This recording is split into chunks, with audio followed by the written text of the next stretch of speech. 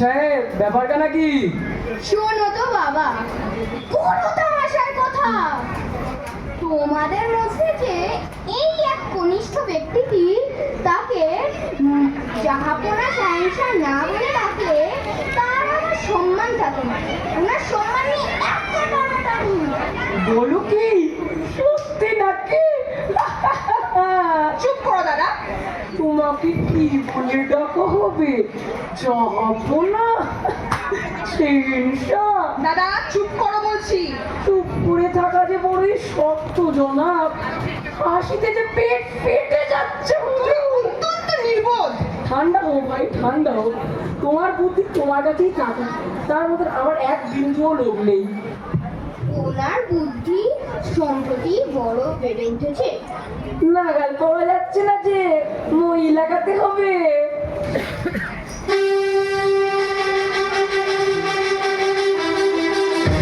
মহারাজা ধীরাজ আমাদের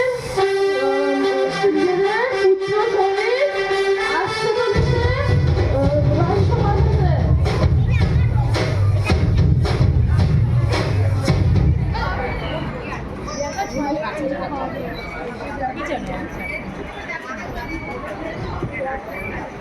মহারাজের কাছে আমার একটা নালিশ আছে। কি হয়েছে? ঈশা খা বারংবার নিষেধ সত্ত্বেও আমার অসম্মান করে। এর বিচার করতে হবে। অসম্মান কেউ করে? অসম্মান তুমি করাও।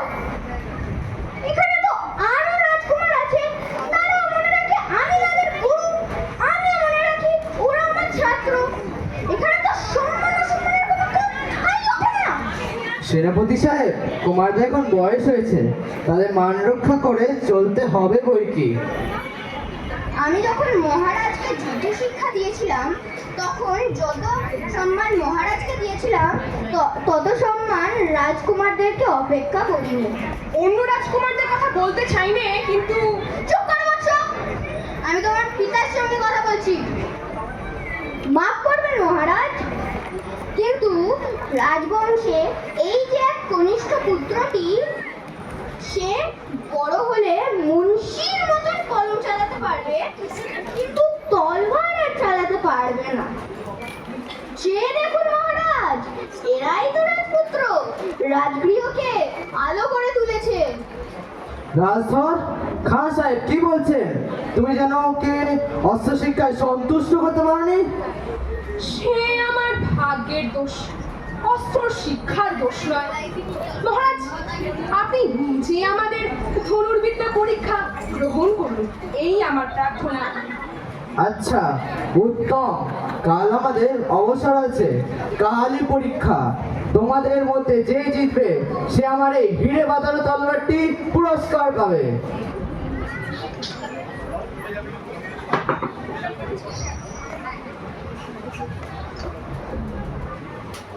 সাবাস রাজধর, সাবাস, তুমি একটি ক্ষত্র সন্তানের মতন কথা বলেছো। হারলেও তোমার গৌরব নষ্ট হবে না। হার জিত তো আলার ইচ্ছা। ক্ষত্রের মনে স্পর্ধা থাকা চাই। থাক সেনাপতি, থাক। তোমার বাহবা অন্য রাজকুমারদের জন্য জমা থাক। এতদিন তা না পেয়েও যদি চলে গিয়ে থাকে, তবে আজও আমার কাজ নেই। রাগ করো না ভাই রাজধর। সেনাপতি সাহেবের সরল বর্ষনা ওনার সাদা দাড়ির মতন কেবল ওনার মুখেই আছে। কোনো একটি গুণ দেখলে উনি সব ভুলে যান। অস্ত্র পরীক্ষা যদি তোমার জিত হয় তাহলে দেখবে খাঁ সাহেব তোমাকে এমন পুরস্কৃত করবে সে আর কেউ করতে পারবে না। দাদা, আজ পূর্ণিমা আছে। আজ গোমতী নদীতে রাত্রে যখন বাঘে জল খেতে আসবে তখন শিকার করতে গেলে হয় না? বেশ কথা, তোমার যদি ইচ্ছা হয়ে থাকে তাহলে যাওয়া যাবে। কি আশ্চর্য ব্যাপার, রাজবাড়ির কাছে শিকারে যাওয়ার মন হলো, এটা কোনোদিনই দেখা যায় না। ওনার আবার শিকারে প্রবৃত্তি নেই। উনি সকলে সে বড় জীব শিকার করেন। রাজবংশে একটিও দুপাওয়ালা জীব নেই যিনি কোনো না কোনো ওনার কোনো ফাঁদে পড়েনি। সেনাপতি সাহেব, তোমার তলোয়ার যেমন তোমার জিভাও তেমন, দুটোই খারাপ। যার উপরে পড়ে তাকে মর্মচ্ছেদ করে ফেলে। দাদা, তুমি আমার জন্য দেখে ওই শান দিনটা কেন? আমার মর্মে কখনো আঁচড় কাটতে পারবেন না। তোমার মর্ম পায় কে বাবা? বড়ই শক্ত। তোমার যদি শিকারে যাওয়ার মন হলো, এর মর্ম কিন্তু ভালো লাগছে না। আহা ইন্দ্রকুমার, প্রত্যেক কথায় রাজদরকে আঘাত করা তোমার অভ্যেস হয়ে যাচ্ছে। সে আঘাতেও বেদনা না পাওয়া আমার অভ্যেস হয়ে গিয়েছে। দাদা, শিকারে যাবে আজ তোমার মত নাকি? আচ্ছা চলো, আজ রাজদরের ইচ্ছা হয়েছে, ওকে নিরাশ করবো না। কেন দাদা, আমার ইচ্ছারে তুমি যেতে না? সে কি কথা ভাই, তোমার সঙ্গে তো রোজই যাচ্ছি। তাই বলে কি আমি পুরনো হয়ে গেলাম? আমার কথা এরকম উল্টো বুঝলে আমার খুব ব্যথা লাগে। না না, ইয়াকে মারছিলাম, চলো শিকারে যাই। ইন্দ্রকুমার বুকে 10টা মান সইতে পারে, কিন্তু দাদার অনাদরটুকু সইতে পারে না।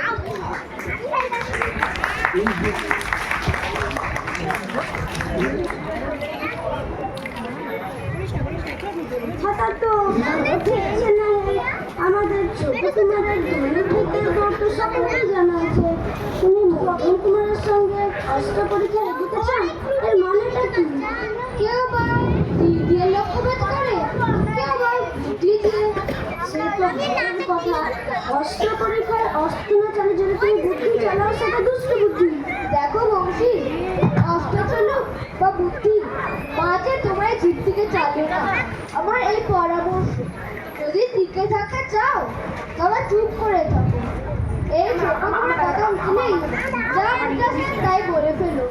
রাজার ছেলে কে ভালো কে মন্দ সেই বিচারের ভার আপনাদের উপর নেই।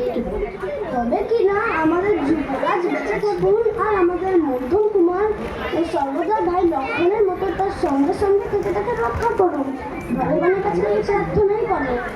ছোট কুমারের কথা মুখে না আনাই ভালো। কিন্তু আমাদের মধ্যম কুমার সরল মানুষ, মনে তার ভয় ডরও নেই, পাক চক্রও নেই, কিন্তু সর্বদাই ভয় হয়। ওই যার নামটি করছি নে, সে কখন তাকে কি পেশাবে ফেলেন। চল চল, এই আসছে, এই যে সন্তানের মামাতো ভাই ধুরন্ধরটিও আসছে। শনির সঙ্গে মঙ্গল।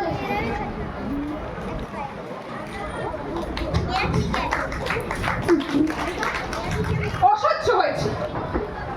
কিন্তু সহ্য করতে হলো কঠোর নেই। ইন্দ্রকুমারের সঙ্গে তো প্রায় জন্মবিদ্যে এইরকমই চলছে, কিন্তু অসহ্য হয়েছে এমন তো কোনো লক্ষণ দেখিনি। লক্ষণ দেখিয়ে লাভ হবে নাকি? যখন দেখাবো একেবারে কাজেই দেখাবো। যা সুযোগ এসেছে, এবারকার অস্ত্র পরীক্ষায় আমি লক্ষ্য ভেদ করবো। ইন্দ্রকুমারের পক্ষে নাকি? পক্ষে নয়, হৃদয়ে। এবারকার পরীক্ষায় আমি জিতবো। ওর অহংকারটাকে বিধে ও অস্ত্র পরীক্ষায় ইন্দ্রকুমারের জিতবে? এটাকে সুযোগ বলছো? সুযোগ কি আর তীরের মুখে থাকে? সুযোগ থাকে বুদ্ধির ডগায়। তোমার কিন্তু একটা কাজ করে দিতে হবে ভাই। কাজ তো তোমার বরাবরই করে আসছি, ফল তো কিছুই পাইনি। আহা, ফল সবুরে পাওয়া যায়। কোনো বন্ধুতে ইন্দ্রকুমার দাদার অস্ত্রশালায় ঢুকে তার তুলে প্রথম কপি থেকে তার নাম লেখাটি তুলে নিয়ে এসে আমার নাম লেখাটি বসিয়ে আসতে হবে। তার সঙ্গে আমার তীর বদল করতে হবে, ভাগ্য বদল হবে। সবই আমি বুঝলু, কিন্তু আমার প্রাণটি সেটাই আমাকে কারোর সঙ্গেই বদল চলবে না। আহা, তোমার কোনো ভয় নেই, আমি আছি তো। এবার তোমার সময় এসেছে, তোমার সেই পুরনো অপমানের শোধ দেবার জোগাড় করো। চলো।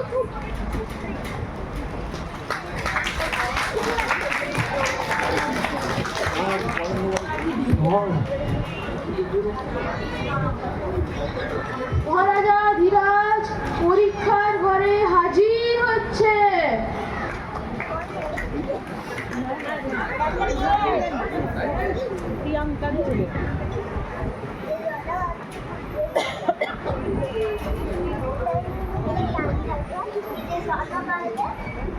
দাদা, আজ তোমাকে কিন্তু জিততেই হবে, নইলে চলবে না। চলবে না তো কি? আমার তীরটা লক্ষ্যভ্রষ্ট হলেও জগৎ সংসার যেমন চলেছিল ঠিক তেমনি চলবে। আর যদি বা নাই চলে তো তবু আমার জেদগার কোনো সম্ভাবনা দেখতে পাচ্ছি। দাদা, তুমি যদি আজ হারো তাহলে আমি ইচ্ছাপূর্বক লক্ষ্যভ্রষ্ট হব। ছেলে মানুষ করো না ভাই, ওস্তাদের নাম রাখতে হবে। যুবরাজ, সময় এসছে, ধনু গ্রহণ করো, মনোযোগ দাও, দেখো যাতে ঠিক থাকে। যা উস্কে গেল। মনোযোগ করছিলাম খা সাহেব, তেজও করতে পারলাম না। মনোযোগ করলে তুমি নিশ্চয়ই পারতে। তুমি কেবল সব জিনিস উদাসীনায় ফেলে দাও, আমার একদম ভাল লাগে না। ভাই, আমি অক্ষম, সেই জন্যে তোমার আমার ওপর রাগ করা উচিত নয়। জানো তোমার দাদার তীরটা কেন লাগেনি? কারণ ওনার তীর কেমন সূক্ষ্ম। তুমি অন্যায় বলছো খা সাহেব। কুমার, এবার তুমি লক্ষ্যভেদ করো। কাজী কালাস বুক। এখন উত্তর করার সময় নয়, আমার আদেশ পালন করো।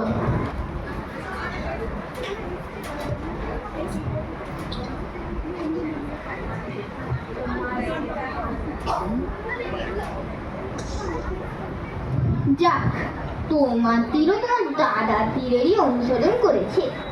ভাই, তোমার তীর অনেকটা নিকট দেখিয়ে গেছে, আর একটু হলেও লক্ষ্যবিদ্ধ করতে পারতে। লক্ষ্যবিদ্ধ তো হয়েছে, দূর থেকে তোমরা স্পষ্ট দেখতে পাচ্ছ না বলে তাই। ওই যে বৃদ্ধ হয়েছে। না রাজধর, তোমার দৃষ্টি ভ্রম হয়েছে, লক্ষ্যবিদ্ধ হয়নি। আমার ধনুর্বিদ্যার প্রতি তোমাদের এক ফোঁটাও বিশ্বাস নেই বলে তোমরা দেখেও দেখতে পাচ্ছ না। আচ্ছা ঠিক আছে, কাছে গেলেই সব প্রমাণ হয়ে যাবে।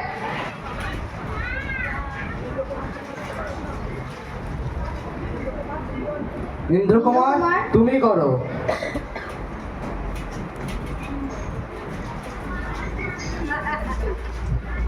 জয় রাজা ইন্দ্রকুমারের জয়।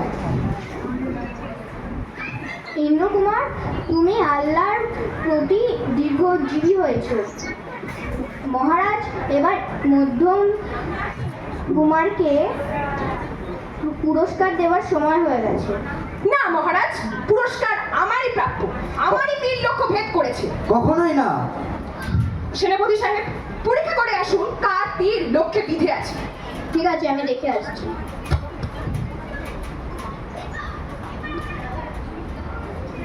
বাবা, আমি বুড়ো মানুষ, সেটা ভুল দেখছি না তো? এখানে যেন রাজধরের নাম দেওয়া। হ্যাঁ, কিন্তু রাজধানীর নাম। দেখি, তাই তো, তাহলে আমরা সবাই একসঙ্গে ভুল দেখলাম। কিচ্ছু বোঝা যাচ্ছে না। আমি বুঝেছি। মহারাজ, আজ বিচার করুন। বিচার? তুমি বিচার চাও? তাহলে তো তোমার মুখের উপর চুনকানি পড়বে। বংশের লজ্জায় প্রকাশ করবো না, অন্তর্যামী তোমার বিচার করবেন। কি হয়েছে বাবা?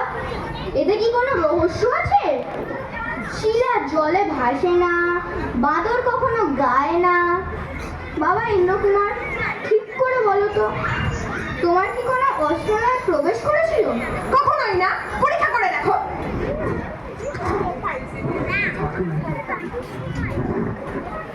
তাই তো দেখছি, তুমি তো ঠিকই আছে। মহারাজ, এখানে কিছু একটা অন্যায় হয়েছে, কিন্তু প্রকাশ হচ্ছে না। খাঁ সাহেব, অন্যায় আর কিছুই না, আমার জেদাটাই অন্যায় হয়েছে। কিন্তু তাই বলে আবার পরীক্ষার অপমান, এ আমি কিছুতেই স্বীকার করতে পারবো না। আমার জিত হওয়া যদি অন্যায় হয়ে গিয়ে থাকে, সেই অন্যায়ের সহজ প্রতিকার আছে। আমি পুরস্কার চাইনি, মধ্যম কুমারকেই পুরস্কার দেওয়া হোক। আমি কিছু বলতে পারিনি। এই তীরে যখন তোমার নাম লেখা আছে, তা তোমাকেই পুরস্কার দিতে হবে। এই নাও তোমার পুরস্কার। এই পুরস্কার আমি শিরোধার্য করে নিচ্ছি। কিন্তু আমার এই সৌভাগ্যে যখন কারো মন প্রসন্ন হচ্ছে না, তখনই তলোয়ার আমি দাদা ইন্দ্রকুমারকেই দিই। ঠিক, তোমার হাত থেকে পুরস্কার নেবে কে? কি? ইন্দ্রকুমার, তুমি মহারাজের তলোয়ারটা ফেলে দিলে? এ বৃদ্ধ, আমায় স্পর্শ করো না। তুমি পাগল হয়ে গেছো? ক্ষমা করুন খাঁ সাহেব, আমি পাগল হয়ে গেছি। শান্ত হ ভাই, শান্ত হ, ঘরে ফিরে চলো। পিতা, আমি আজ সকল দিক থেকেই হেরে গেছি। আমায় যা শাস্তি দেওয়ার তাই দিন। মহারাজ, আমার কাছে একটি নিবেদন আছে। খেলার পরীক্ষা তো চুকেছে, এবার যেন কাজের পরীক্ষা হোক। কোন কাজের কথা বলছো সেনাপতি সাহেব? মহারাজের আরাকান রাজের সঙ্গে যুদ্ধের মতলব আছে। সৈন্য তো তৈরি আছে, এবার কুমারদের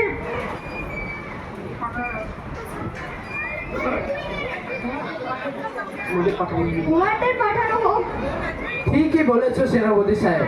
খবর পেয়েছি আরাকান রাজা চট্টগ্রাম সীমানায় উপস্থিত হয়েছে। এতবার শিক্ষা দিয়েছি, কিন্তু মূর্খের শিক্ষা কোনো দিনও হয় না।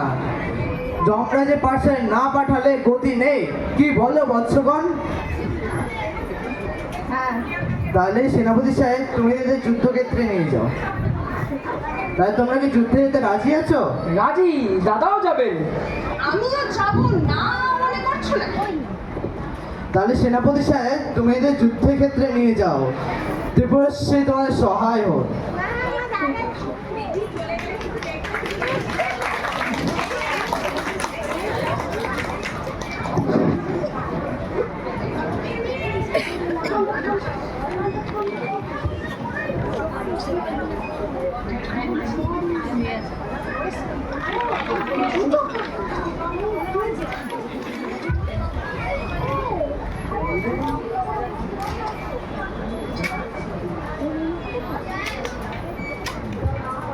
তুমি পা ছড়াছড়ি নিয়ে তফাৎ থাকছো নাকি?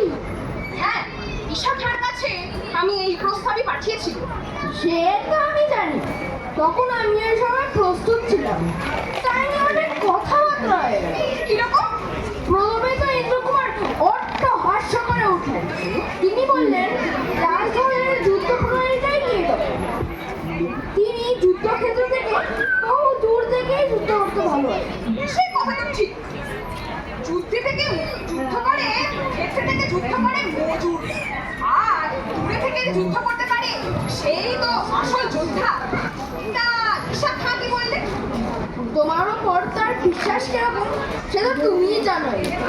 যদি তুমি ওর পা ধরতে চাও, তাহলে ওর নিশ্চয়ই মনে করবে যে তুমি ওর জুতো জোড়াটাই সরানোর মতলব করছো।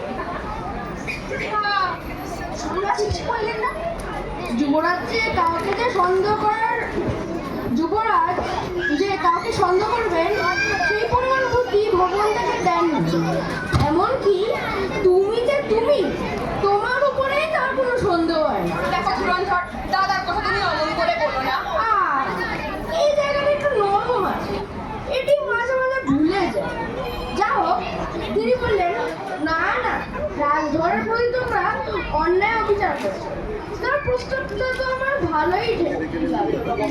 যদি যুদ্ধে সংকট উপস্থিত হয়, তাহলে তার সৈন্য নিয়ে আমাদের সাহায্য করতে পারবে। তার অনুরোধেই তো ঈশা খাঁ রাজি হলেন, না হলে তো আর ভালো ইচ্ছে ছিল না। যা হোক, কিন্তু আমি তোমার আলোচনার মতলবটা কিন্তু ভালো বুঝতে পারলাম। ওদের সঙ্গে একত্রে মিলে যুদ্ধ করে আমার লাভটা কি হবে? জিত হলে সে জিতকে তো কেউ আর আমার জিত বলবে না। তবু ভুলে তোমার নাম করতে পারে, কিন্তু তফাতে বসে থাকলে জিতলেও অপদশ, হারলে তো কথাই নেই।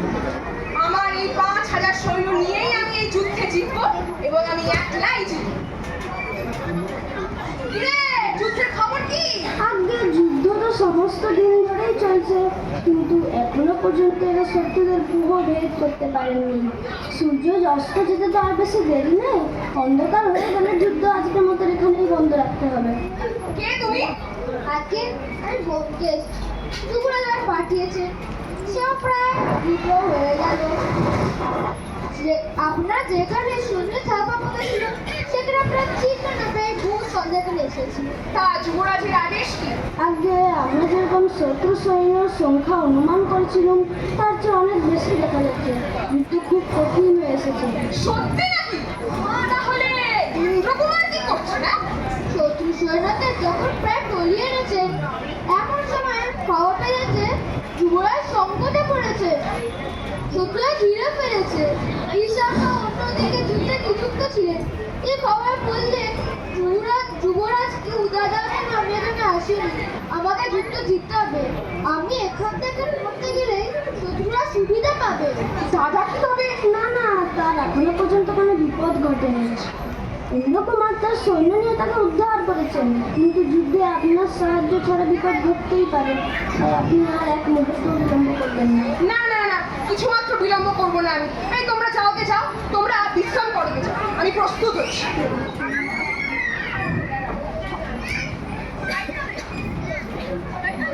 তুমি যাচ্ছ নাকি? যাচ্ছি বটে, কিন্তু ওদিকে নয়, এদিকে। বাড়ির থেকে?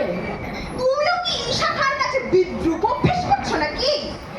বীরত্ব যার খুশি তিনি দেখান, কিন্তু যুদ্ধ জয় করে যদি কেউ বাড়ি ফেরে সেই তো রাজধর। কিন্তু কি তোমার অভিপ্রায়টা খুলেই বলো না। আজ রাত্রের অন্ধকারে আমি সৈন্য নিয়ে গোপনে নদী পার হয়ে যাব। হঠাৎ আরাকান রাজের শিবিরে উপস্থিত হয়ে তাকে বন্দি করতে হবে যে। কিন্তু এখানে পার হবে কোথায়? ঘাট তো নেই। পথঘাট আমি সমস্তই সন্ধান করে ঠিক করে রেখেছি। সূর্য তো অস্ত হয়েই গেল। আজ আড়াই প্রহর রাত্রে চাঁদ উঠবে, তাই তার পূর্বেই আমাদের কিন্তু সব কাজকর্ম মিটিয়ে রাখতে হবে। তাই আর বেশি দেরি করা যাবে না। তুমি যাও, প্রস্তুত হতে যাও। ও আর একটা কাজ, যুবরাজের দূতকে যেতে দিও না যেন, তাকে বন্দি করে রাখো।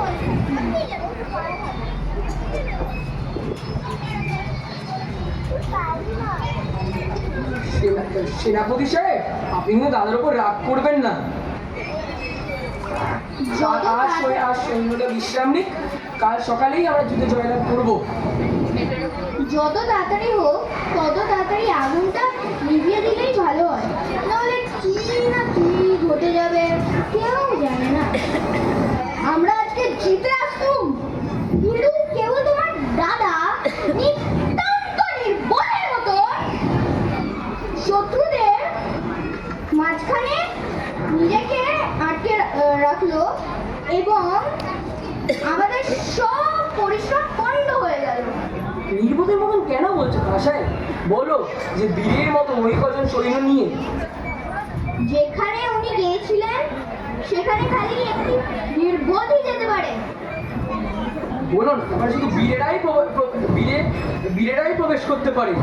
ঠিক আছে বাবা, আমি তোমার কথা মানছি, কিন্তু সেখানে খালি পেন না, নির্বোধ বীরই যেতে পারে ওখানে। তাতে তোমার যুদ্ধে কোনো খ্যাতি হয়নি তো? আমাদের যুদ্ধে অনেক ব্যাখ্যাতি হয়ে গেছে। আমাদের সৈন্যরা যুবরাজের বিপদের কথা জেনে স্থির আর থাকতে পেরেছে। ওনাদের কি আর যুদ্ধর মন ছিল? কিন্তু আমাদের রাজধরের খবর কি? আমি চারদিকে দুধ পাঠিয়েছিলাম, একটা ছাড়া বাকি সব দুধ ফিরে এসেছে। ওর কোনো খবর পাওয়া যায় না। সে নিশ্চয়ই পালিয়েছে। ইন্দ্রকুমার, এটা হাসির কথা নয়। কেন খুশি হব না? লড়তুম আমরা, মরতুম আমরা, আর ও একা সব যুদ্ধ জিতে বাড়ি পালিয়ে তো। এর চেয়ে যে ভেঙে গেছে, এটাই আমাদের জন্য ভালো। কিন্তু আগের বারে অস্ত্র পরীক্ষায় কি হয়েছিল সেটা তুমি আমাকে এখনো বলনি। সে কথা থাক সাহেব, সে পুরোনো ব্যাপার। ওইবার আমি হেরেছিলাম। তীরের মুখে হারনি ইন্দ্রকুমার, রাগ করে হেরেছে।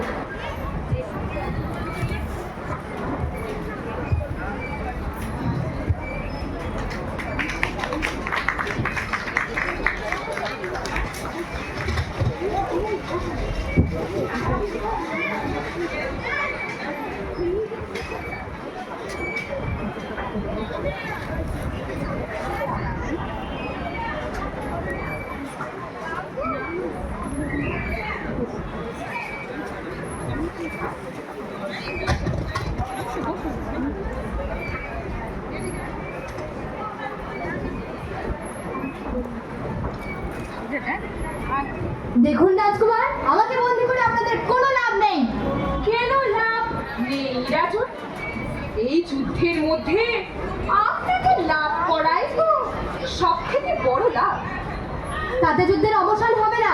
আমার ভাই হামচু রয়েছে, সৈন্যরা তাকেই রাজা করবে। যুদ্ধ যেমনি চলছে তেমনিই চলবে। আহা, আপনাকে মুক্তি তো দিব, কিন্তু সেটা তো একেবারে বিনা মূল্যে দেওয়া চলবে না। সে আমি জানি, মূল্য দিতে হবে। আমি আপনাকে পরাজয় স্বীকার করে সন্ধিপত্র লিখে দিতে রাজি আছি। আর শুধু সন্ধিপত্র তো দিলে হবে না মহারাজ, আপনি যে পরাজয় স্বীকার করেছেন তার কিছু নিদর্শন তো দেশে নিয়ে যেতেই হবে। আপনাকে আমি ব্রহ্মদেশের 500 ঘোড়া ও 3টে হাতি উপহার দেব। সে উপহারে আমার প্রয়োজন নেই। মহারাজের মাথার মুকুটটা আমাকে দিতে হবে। এই তার জন্য প্রাণ নেওয়া সহজ ছিল।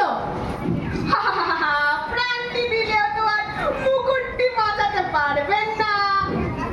তবে মুকুট নিন, কিন্তু আপনি আরাকানের চিরস্থায়ী শত্রুতা ঘরে নিয়ে যাচ্ছেন। যে যতদিন আমি মুকুট ফিরে পাবো না, ততদিন আমার রাজবংশের শান্তি থাকবে না। এই তো রাজার মতো কথা। আমরাও তো শান্তি চাই রে মহারাজ, আমরা ক্ষত্রিয়। ও, আরেকটি কর্তব্য বাকি রয়ে যাচ্ছে যে, শীঘ্র যুদ্ধ নিবারণ করে একটা আদেশপত্র আপনার সেনাপতির নিকট পাঠিয়ে দিন। ওপারে এতক্ষণ যুদ্ধের উদ্যোগ হচ্ছে। এক্ষুনি আদেশ দিয়ে দুধ যাবে। তবে চলুন সন্ধিপত্র লেখার ব্যবস্থা করা যাক।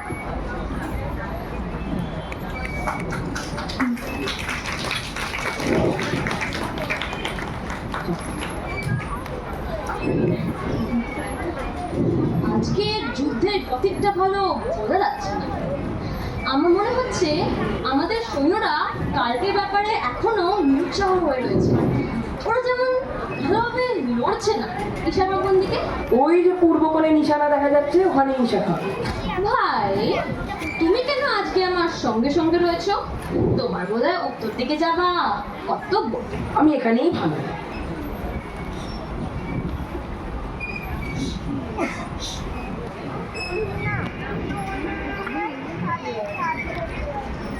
একই একই একই একই সৈন্যরা যুদ্ধ থামিয়ে দিল কেন?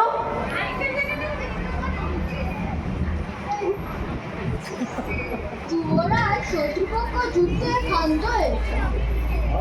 সেটা দেখতে পাচ্ছি, কিন্তু এর কারণ কি? কারণ এখনো জানতে পারিনি, কিন্তু শুনতে পেয়েছি আরাকান রাজা আর আমাদের সঙ্গে যুদ্ধ করবেন না বললে সংবাদ পাঠিয়েছে। এ তো সুসংবাদ, কিন্তু আমার মনে কেমন একটি বেদনা পাচ্ছে। কিসের বেদনা দাদা? এই রাজধর শুনে নিয়ে চলে গেল। ও যদি থাকতো তাহলে আমরা যুদ্ধে জিতটা আনন্দ করে মানাতে পারতাম। ও যে পালিয়ে গেছে এটাই আমাদের জন্য ভালো।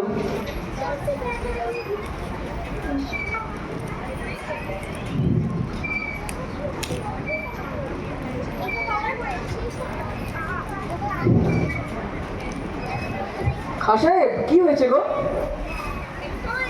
আমি খবর পেয়েছি যে রাজধর আরাকান রাজকে বন্দি করেছে। রাজধর? মিথ্যে কথা, মিথ্যে কথা। যেগুলো মিথ্যে হওয়ার উচিত ছিল সেইগুলো কিছু কিছু বার সত্য হয়েছে। আমি দেখছি আল্লাহর দূতেরা যখন ঘুমিয়ে পড়ে তখন শয়তান এসে সব হিসাব উল্টে পাল্টে যায়। শয়তান রাজধরকে জিতিয়ে দিতে পারে? হ্যাঁ, আগের বার তো শয়তানই জিতিয়েছিল ওই অস্ত্র পরীক্ষার সময়। এবার মনে হচ্ছে শয়তানই জিতিয়েছে। অন্যায়, এই শাস্তি পাওয়াই উচিত ওকে। শুধু তাই, যুবরাজ ওখানে উপস্থিত থাকতেও নিজের ইচ্ছা মতন সন্ধিপত্র বানিয়েছে।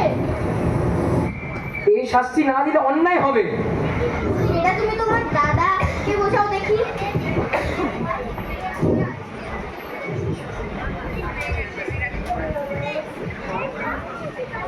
রাজধর, তুমি অত্যন্ত নির্বোধের মতন কাজ করেছো। তোমাদের মতো যুদ্ধে ভঙ্গ দিয়ে পুরস্কার প্রকাশ করতে আমি আসি। আমি এখানে যুদ্ধ করতে এসেছিলাম এবং সেটাকে জয় করতে এসেছি। এসেছিল। তুমি যুদ্ধ করেছো হ্যাঁ। এবং জয় করেছো? হ্যাঁ, কি বলছো কি? জয়লোকের মুখ যে লজ্জায় লাল হয়ে গেছে। এই মুকুটটা তোমার না, এই মুকুটটা তোমার না, তুমি পাওনি এই মুকুট। এই মুকুট আমার, আমি জিতে এনেছি এটা, এটা আমার জয়ের পুরস্কার। না, তুমি সেনাপতির আদেশ লঙ্ঘন করে শিয়ালের মতন ওনাদের শিবিরে ঢুকে এবং তুমি পাবে মুকুট। হ্যাঁ, এটা আমি জিতে এনেছি, না, আমি করবো। না, কেন যুবরাজ করবে? না, এই মুকুট আমরা নিতে পারবো না। এই মুকুট কিন্তু তোমার। না, এই মুকুট আমারও না। যে ওখানে আমি থাকবো না, এখানে আমার সম্মান করা হয় না। তাহলে এই মুকুট কাটুন না, এই মুকুট কর্ণফুলীর জলে যাবে। আসতে ভালো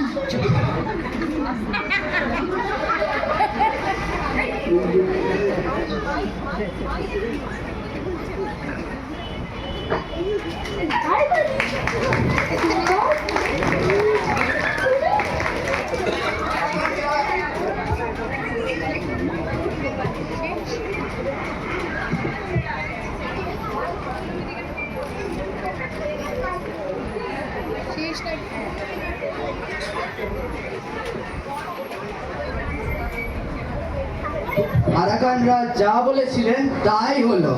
তার ভাই হানচুর নেতৃত্বে তারা আবার অতর্কিতে হামলা করলো। ইন্দ্রকুমার রাগ করে চলে গিয়েছিলেন, তাই তিনি জানতেও পারলেন না কি বিপদ ঘনিয়ে আসছে। রাজধর নিজের সাফল্যে আত্মবিস্মৃত হয়ে যুদ্ধের কোনো খবরই রাখলেন না। হঠাৎ আক্রমণে গুরুতর আহত হলেন যুবরাজ এবং বিশাখা প্রাণ হারালেন। নিজেদের এরকম করুণ পরিণতির কথা জানতে পেরে ইন্দ্রকুমার রাজধর ছুটতে এলেন যুদ্ধক্ষেত্রে। নিজেদের শ্রদ্ধেয় শিক্ষক ও সেনাপতির শব দেখে ইন্দ্রকুমার দুঃখে ভেঙে পড়লেন। রাজধর ও তার প্রিয় দাদাকে মৃত্যুশয্যায় দেখে নিজেকে সামলাতে পারল না, কান্নায় ভেঙে পড়ল। কিন্তু প্রায়শ্চিত্ত আর সম্ভব নয়। একটা মুকুট, 3 রাজকুমার, একটা রাজ্য, একটা পরিবার, সব শেষ করে দিল। এই মুকুটের কি কোনো দরকার ছিল?